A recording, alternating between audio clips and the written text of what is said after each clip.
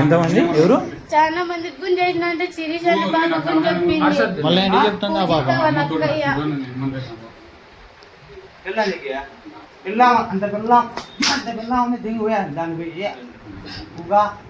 మా అన్నయ్య చెప్తాంటే మళ్ళీ ముక్కినాడు వద్దమ్మని పోలీసు వాళ్ళని పిలుచుకొస్తాలన్నా మా అన్నయ్య పనికి పోయినాడు. సాయంత్రం రెడీగా ఉండని వచ్చిన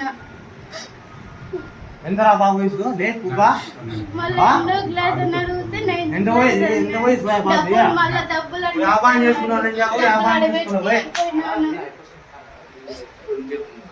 ఛానల్ ఉంది కదా, పేపర్ ఉంది, మనకి మడ్డ అయ్యింది.